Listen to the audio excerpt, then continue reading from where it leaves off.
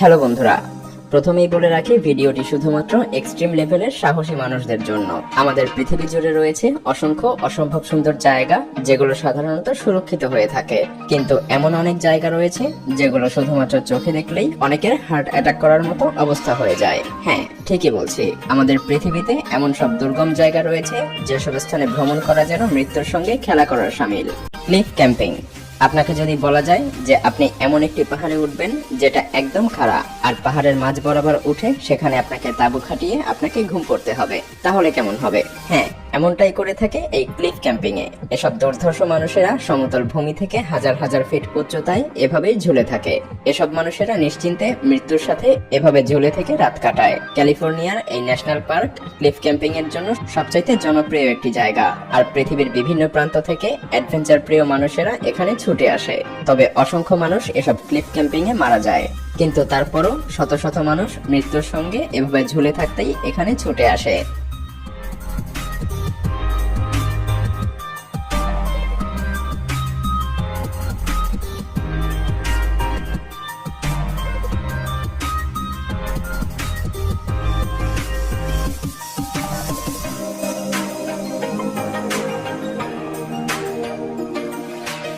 স্টেয়ারওয়ে to heaven. হাওয়াইয়ের পাহাড় বেয়ে উঠে যাওয়া এই সিঁড়ি দেখলে যেন গা শিউরে ওঠে। সমুদ্রপৃষ্ঠ থেকে এই সিঁড়ির উচ্চতা 2900 মিটার। সিঁড়ির সংখ্যা 3922টি। এই সিঁড়ি বানানো হয়েছিল 1942 সালে, কিন্তু এটা এতটাই ঝুঁকিপূর্ণ 1987 সালে এটাকে বন্ধ করে দেয়া হয়। কিন্তু তারপরেও প্রতি বছর এখানে হাজার হাজার অ্যাডভেঞ্চার প্রিয় মানুষেরা ছুটে আসে। পাহাড়ের ওপর তৈরি করা দোলনা যেন আরো ভয়ঙ্কর, সেখানে কোনো রকম সুরক্ষা ব্যবস্থা নেই। পাহাড়ের এই উচ্চতায় ওঠা মানুষদের মধ্যে দোলনায় দুলতে গিয়ে সব থেকে বেশি মানুষ প্রাণ হারিয়েছে, কিন্তু এই দোলনায় না উঠলে যেন তাদের জার্নি সম্পূর্ণ হয় না।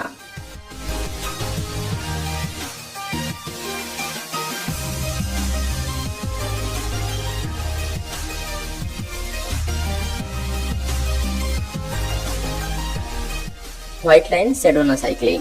সাইকেল চালানো কঠিন কিছু নয়, কিন্তু এটা ভয়ানক কঠিন হয়ে যায় তখন যখন এমন একটি জায়গাতে আপনাকে সাইকেল চালাতে দেয়া হবে যে রাস্তাটা দেখতে ঠিক এরকম।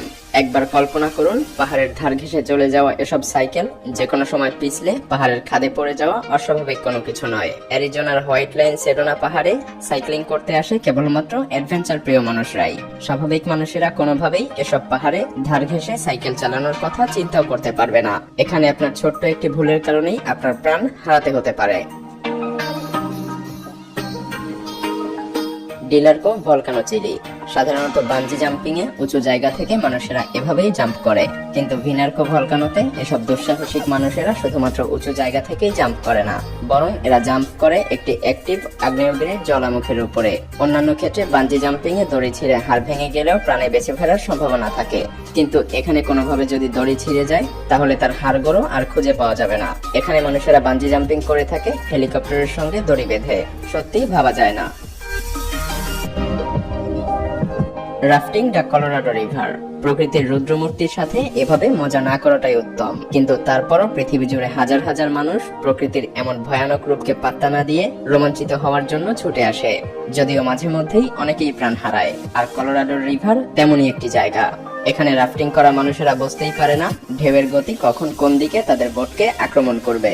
2018 সাল পর্যন্ত এখানে রাফটিং করতে এসে 118 জন মানুষ মারা গিয়েছে, আর ভীষণভাবে আহত হয়েছে হাজার হাজার মানুষ। কিন্তু তারপরেও অ্যাডভেঞ্চার প্রিয় মানুষেরা এখানে আসা থামিয়ে রাখেনি।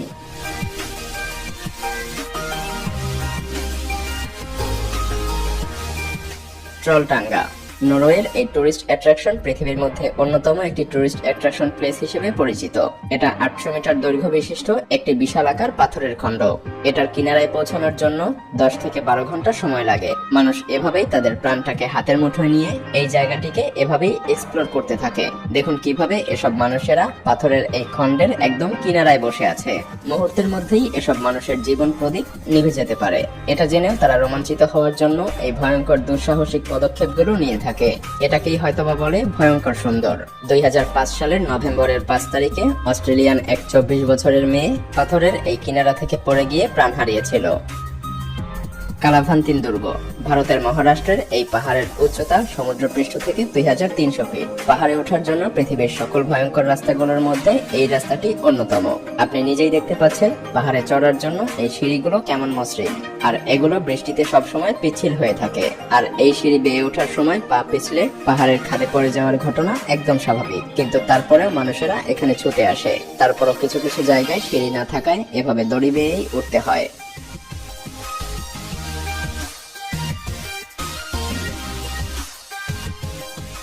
হুয়াইনা পিছু মাচু পিছু পৌঁছানোর জন্য এই রাস্তা ব্যবহার করা হয়। এই রাস্তার দৈর্ঘ্য 8845 ফিট। এই পাহাড়ের চূড়ায় উঠে মাচু পিছুর অসম্ভব দৃশ্য উপভোগ করা যায়, তাই বিভিন্ন দেশ থেকে টুরিস্টরা এখানে ছুটে আসে। এই ভয়ঙ্কর রাস্তা আজ থেকে কয়েকশো বছর আগেই স্থানীয় মানুষেরা বানিয়েছিল।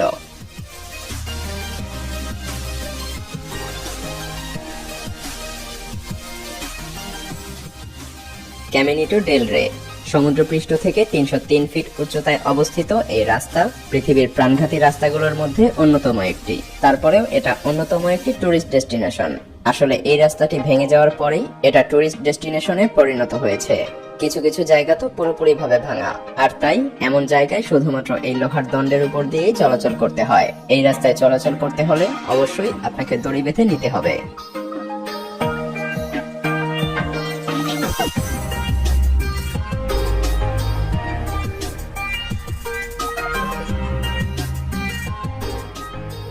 Mount Huashan, China. রাস্তাটি দেখলেই যেন গা হিম হয়ে যায়। এটা পৃথিবীর সবথেকে ভয়ঙ্কর রাস্তা। চীনের অন্যতম 5টি পাহাড়ের মধ্যে এই মাউন্ট হুয়াসান অন্যতম। পাহাড়ের ধার ঘেঁষে থাকা এই রাস্তাটি তৈরি করা হয়েছিল 1990 সালে। লোহার রড এবং পাতলা কাঠ দিয়ে তৈরি করা হয় এই রাস্তাটি। প্রতি বছর অসংখ্য মানুষের মৃত্যুর কারণ হয়ে দাঁড়ায় এই রাস্তা। কিছু কিছু জায়গায় এই রাস্তা এতটাই সরু হয়ে গিয়েছে যে 2 পা রাখার জায়গাও পাওয়া যায় না। লোহার কেবলের সাহায্যে এই রাস্তাটি পার হতে হয়।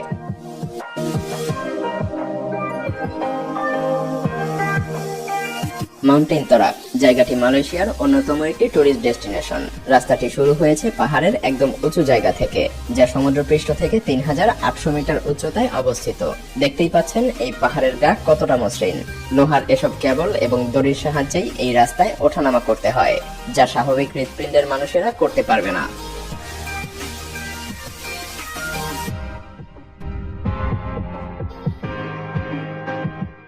গ্যাপ ব্রিজ অফ চায়না, এটাকে ডেথ ব্রিজ অফ চায়না বললেও ভুল হবে না, কারণ এটা চায়নার ভয়ানক ব্রিজগুলোর মধ্যে অন্যতম।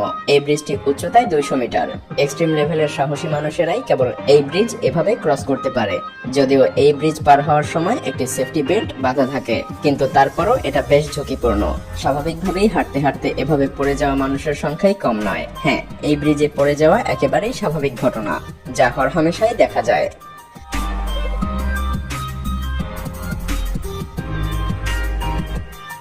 ভিডিওটি ভালো লাগলে শেয়ার করতে পারেন, এবং আপনি যদি এমনই রহস্য রোমাঞ্চ, আনকমন আর ইন্টারেস্টিং ভিডিও দেখতে পারেন, এখনই সাবস্ক্রাইব করুন এবং পাশে রাখা বেল আইকনটি প্রেস করুন।